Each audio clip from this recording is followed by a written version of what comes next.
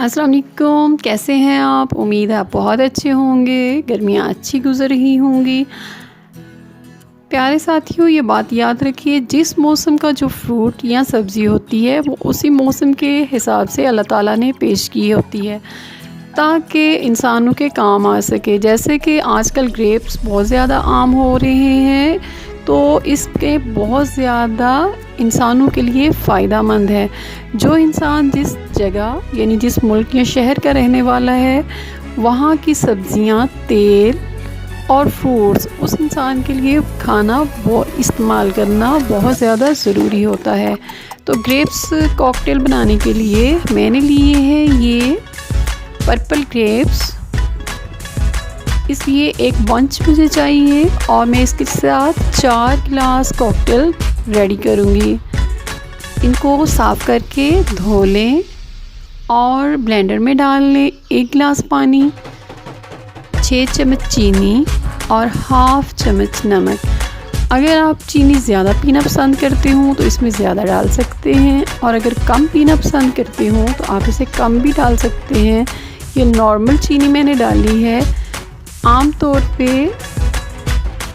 इतना चीनी का जायका ये पीने के लिए अच्छा रहता है, क्योंकि अभी हमने इसमें बर्फ़ भी डालनी है। बर्फ़ डालने की वजह से चीनी और भी कम हो जाती है।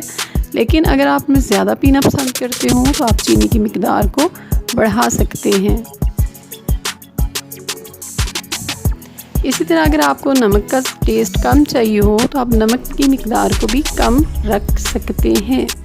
अब इसको हम स्टिल ब्लेंड करेंगे, इतना जब ये अच्छी तरह ब्लेंड ना हो जाए इसको ब्लेंड करेंगे। ब्लेंड करने के बाद हम इसमें अपनी मर्ज़ी के मुताबिक जितना हमने बनाना हो पानी इसमें डाल सकते हैं। मैं इसमें 4 गिलास बनाऊंगी तो मुझे 4 गिलास के बराबर ही तकरीबन 3 गिलास पानी डालूंगी इसके अंदर। ग्रेप्स हैं और इसके साथ साथ बर्फ़ डालने से ये 4 गिलास हमारे रेडी हो जाएंगे।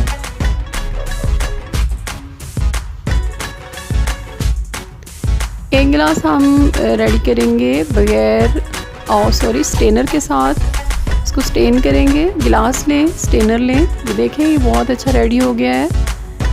एक गिलास है, उसके ऊपर स्टेनर रखें और इसको स्टेन कर लें आहिस्ता आहिस्ता। छिलकों की वजह से ये इतनी आसानी से स्टेन नहीं होगा, तो आप चाहें तो चम्मच की मदद ले सकती हैं।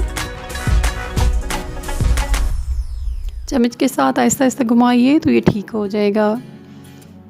ये देखिए, ये बच्चों को आप फीडर में भी डालकर दे सकते हैं क्योंकि ये स्टेन हो चुका है।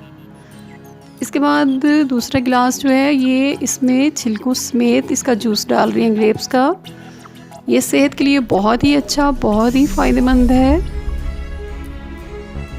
बाज़ार से बने हुए जूस से 1000 दर्जा बेहतर है ये।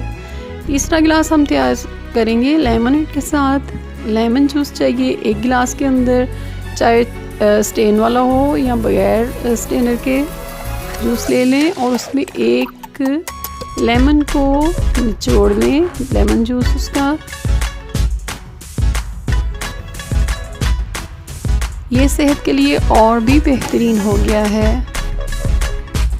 विटामिन सी का भी इसके साथ हमें बहुत ज़्यादा फ़वाइद हासिल होंगे, जैसे कि विटामिन सी की आजकल बेहद ज़रूरत होती है।